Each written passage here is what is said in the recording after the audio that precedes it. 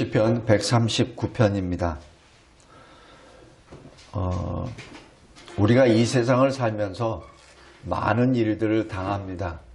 특별히 나 스스로 해결할 수 없는 문제, 그리고 아무리 생각하고 아무리 의지를 가지고 결단을 해도 내가 이루지 못하는 일들이 있습니다.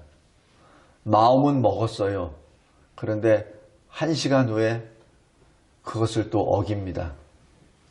그리고 늘 말씀을 읽을 때 하나님이 나와 함께 하시지라는 큰 위로를 받습니다. 용기도 받아요. 근데 그 자리를 떠면은 다시 또 두려움과 외로움이 나를 엄습합니다. 그리고 세상의 여러 가지 현상과 일들로 인하여 내가 나를 주체 못합니다. 오늘 여기 139편 다윗이 이렇게 고백합니다. 1절부터 6절 하나님이 나를 다 아십니다. 다 아십니다. 왜냐하면 1절 주께서 나를 살펴보셨습니다. 내가 앉아 있어도 내가 일어났어도 내가 멀리 있어도 하나님은 나를 다 아십니다. 내가 무엇을 생각하는지 내가 어떤 일을 하는지 주님이 다 아십니다. 4절에 내가 말을 하더라도 내가 말을 하지 않더라도 주님은 다 아십니다. 1절에서 6절이 하나님의 전지하심을 노래합니다. 우리가 신학적으로 하나님이 어떤 분이냐라고 얘기했을 때 전지전능하십니다. 그러면은 나하고는 상관이 없는 하나님으로 종종 생각을 해요. 그래, 전지하셔. 그럼 나와 무슨 상관이 있지? 그냥 문자적으로는 모든 것을 다 아셔. 근데 나하고는 무슨 상관이야? 라는 생각을 언뜻 합니다. 그러니까 신학을 잘못 공부를 하게 되면은 하나님 따로 나 따로가 돼버려요. 말씀을 제대로 읽지 않고 말씀을 제대로 받지 못하면은 말씀 따로 나 따로가 됩니다. 그러니까 실컷 말씀을 들어놓고선도 말씀만 덮어놓으면은 그거는 나의 일이 아닌 것이 돼버려요.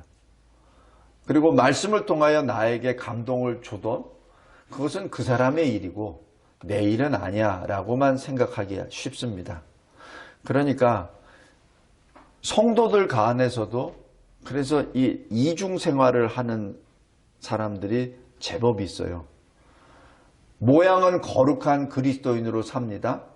근데 책만 닫으면, 성경만 닫으면, 교회만 떠나면 그냥 세상 사람들과 똑같이 살아버립니다. 왜? 내 얘기가 아니거든. 하나님이 전지하셔. 근데 내 얘기가 아니거든.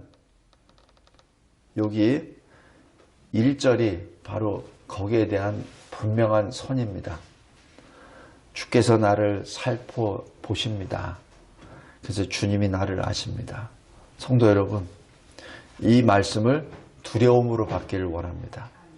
우리는 마치 하나님을 믿는다고 해놓고 하나님이 나는 모르실 거야 라는 가정하에 사는 것 같아요. 말로는 그렇게 해. 임마누엘 주님이시라고. 나와 항상 함께, 아니 우리와 함께하는 임마누엘 하나님이라고 하놓고 거기서 나는 살짝 빼버립니다. 마치 하나님이 없는 것처럼 생각하고 말하고 행동을 해버리죠. 여기 다윗이 고백합니다. 아니죠. 하나님은 나를 아시죠. 나는 나를 잘 몰라도 하나님은 나를 아시죠. 여기 다시 한번 1절 말씀을 잘 묵상하시기 바랍니다. 하나님은 나를 보고 계십니다. 하나님은 나를 아십니다. 세상 사람들은 속일 수 있을지언정 하나님은 속일 수 없습니다. 7절부터 12절까지입니다. 그 하나님이 어디에 계십니까?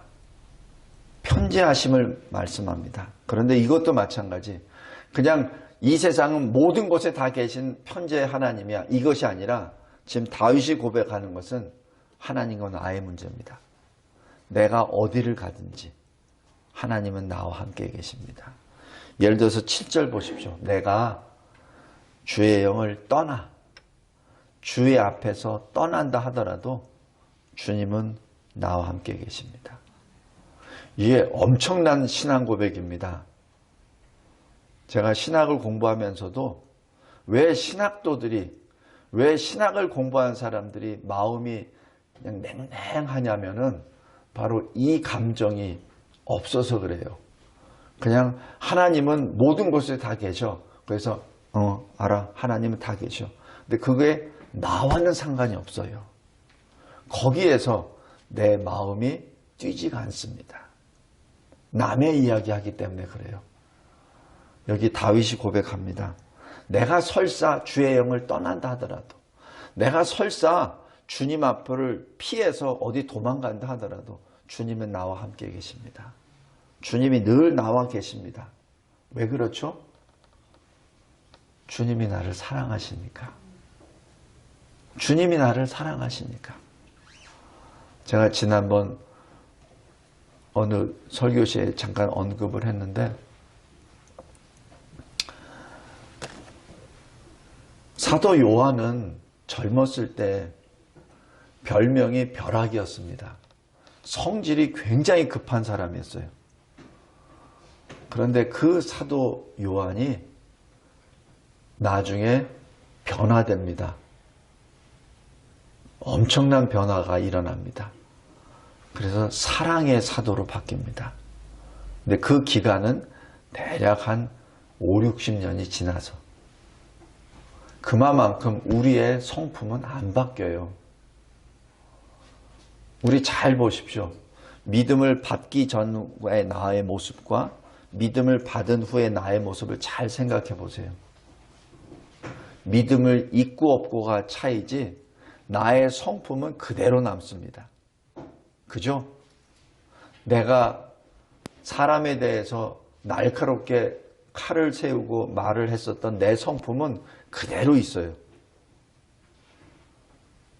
또는 그냥 이것도 좋고 저것도 좋으니까 그냥 사람 만나기 좋아서 이 친구 저 친구 다 이렇게 불러 모으는 성품이라면은 믿음이 들어와도 맨 똑같습니다. 어느 성품이 좋고 나쁘고가 아니라 그만큼 성품이 바뀌는 것은 참으로 어렵습니다. 그래서 제가 결혼 상담을 할 때 제일 먼저 이렇게 하는 것이 믿음이 있느냐, 그 다음에 그 사람이 어떤 성품을 가졌느냐, 그것을 체크해 보라고 합니다. 성품이 안 바뀌어요. 안 바뀝니다. 참으로 안 바뀝니다. 사울도 사실 성품이 바뀐 거 아니에요. 바울이 됐던 사울도 안 바뀝니다. 그가 가졌던 그 강직성, 그가 가지고 있었던 그 추진성, 그것을 하나님이 그대로 사용을 하셔서 그의 평생을 이 세상 어느 인류 역사상에서도 그렇게 하나님의 말씀 진리를 교리화시키고 그리고 그 짧은 시간 한 12, 13년 동안에 전 세계를 다니며 교회를 세우고 세계 선교의 사역을 한 사람은 인류 역사상 존재하지 않습니다. 근데 바울이 그것을 하거든요. 바로 그 성품입니다. 진리를 알았으면은 결코 굴하지 않는 그 성품. 하나님으로부터 받은 사명이 있다면은 그 사명을 결코 굴하지 않고 그대로 밀고 나가는 그 성품. 그 성품으로 세계 선교를 감당했고, 여기도 보면은 로마서에서부터 여기 빌레몬서까지 복음서를 제외하고 4분의 3을 다 기록합니다. 모든 대부분의 성경학자들은, 신학자들은 바울이 어떻게 했다라고 계속 쓰고 합니다. 바울만한 신학자도 없어요. 하나님이 그 그릇을 사용하신 거거든요. 다메섹 도상에서 사울을 지적했을 때 그는 내가 택한 내 그릇이라고 말씀하셨거든요. 그런데 그 바울에게 계시록을 기록하라는 말씀은 안 하십니다. 그 바울에게 분명히 천국을 다 보여주셨어요. 그런데 천국에 대해서 기록하라는 명령은 안 하십니다.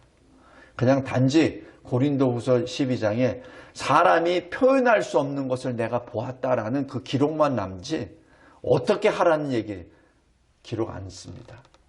근데 유일하게 한 사람에게 계시록을 쓰라고 하셨죠. 그것이 요한 사도입니다.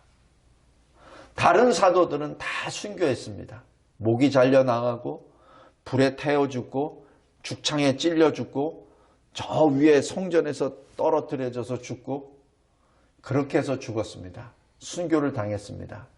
그러나 사도 요한만은 그런 순교를 안 당합니다. 대신에 그가 변화됩니다. 바로 벼락이 사랑으로 변합니다. 왜 그런 줄 아세요?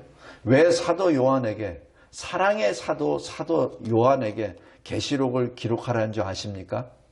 왜냐하면 계시록은 심판의 말씀이 아니라 사랑의 말씀입니다. 그러게 사랑의 그릇이 아니고는 그 계시록을 온전히 담을 수가 없어요. 우리가 언뜻 보면은 계시록은 무서운 책, 하나님의 심판의 역사의 책, 두려운 책, 읽기 어려운 책 그렇게 봅니다.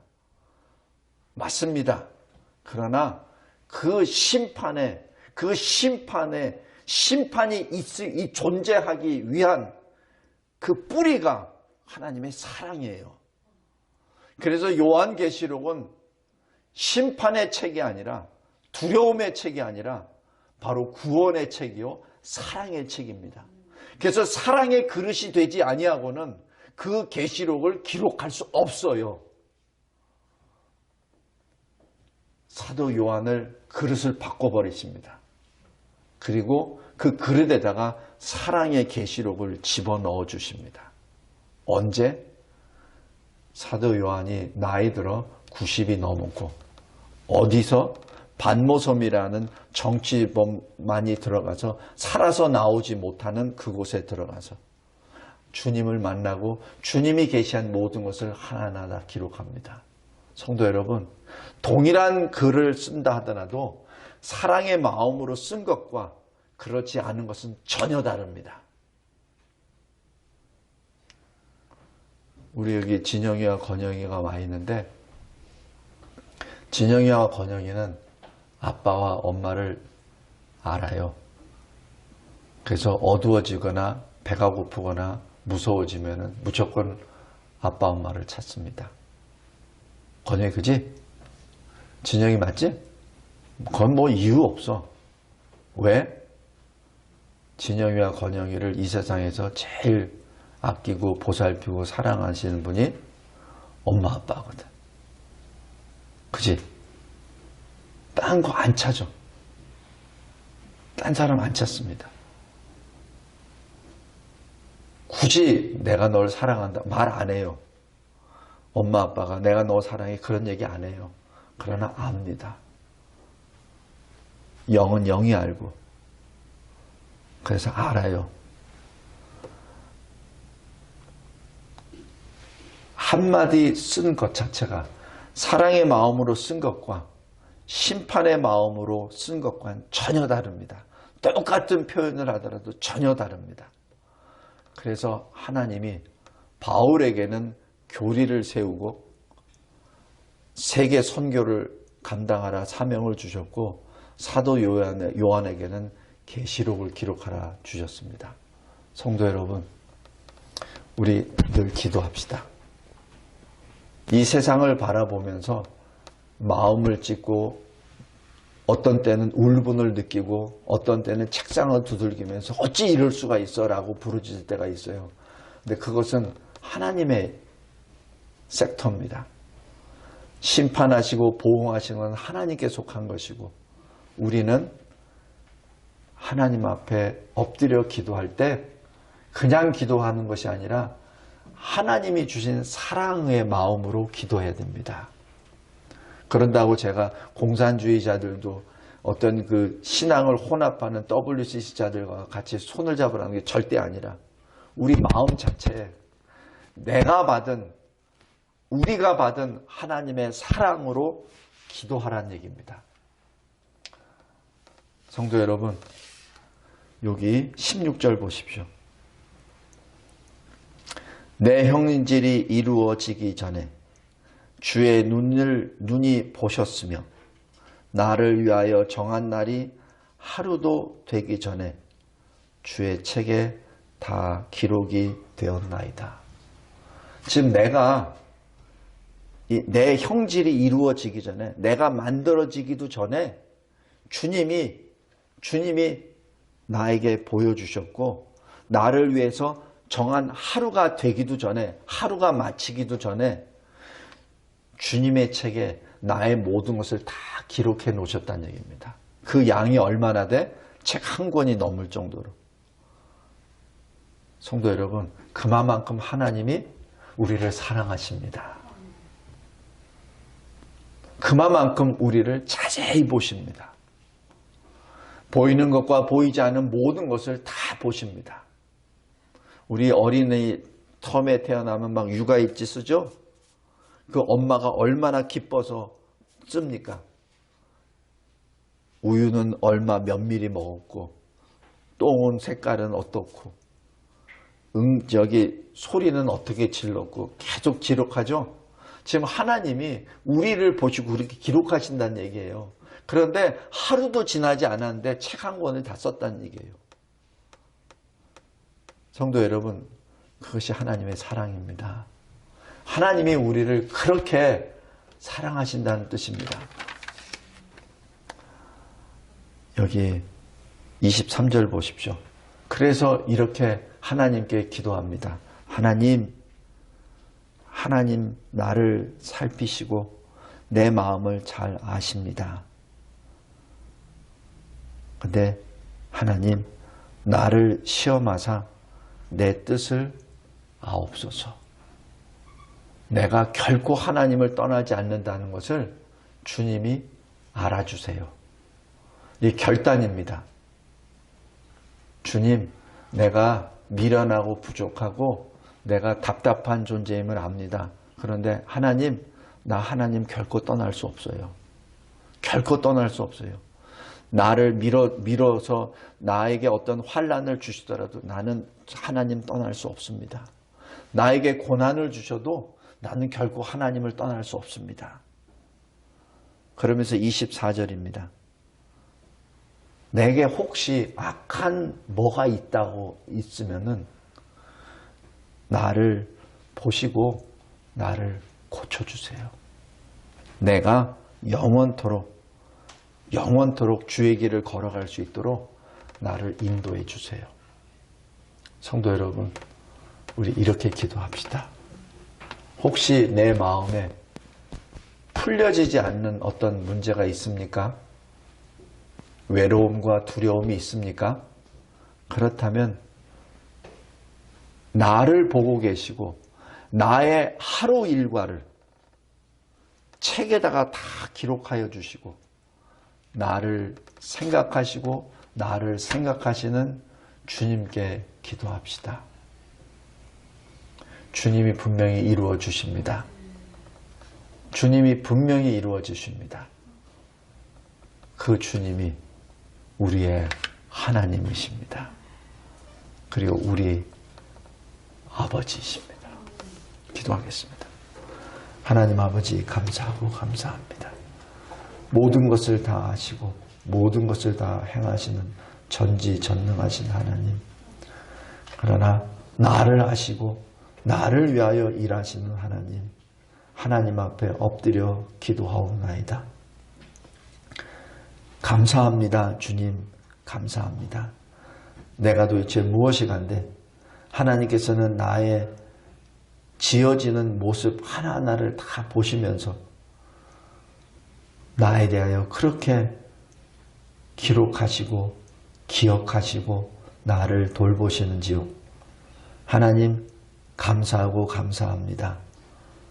이 마지막 때에 어떠한 환난이 오더라도 나는 주님께 붙어 있겠나이다. 나는 주의 손에 붙잡혀 주님의 이름을 부르는 참 그리스도인으로 살겠나이다. 하나님, 혹시 내가 내 마음과 내 말과 내 행위에 어떠한 조금이라도 악한 것이 있다면 주님이 십자가 보혈의 피로 씻어 주시옵소서. 주님이 인도하시는 영원한 길로 걸어가게 하옵소서. 하나님, 감사합니다. 지난주에 우리 이은호 장로님을 불러주시고 그의 빈자리를 통해서 더욱더 주의 사랑을 간구하나이다. 더욱더 주의 인도하심을 간구하나이다. 하나님, 지난 2개월 주님 앞에 부르짖었던 우리 온 성도들의 그 기도를 주님이 다 기록하시고 기억하실 줄 믿사옵나이다. 우리들의 심령에 주신 그 한마디 한마디, 주 앞에 부르짖었던 그 기도 한마디 한마디가 이제는 나의 삶이 되게 하옵소서. 우리의 인생이 되게 하옵소서. 하나님, 감사합니다.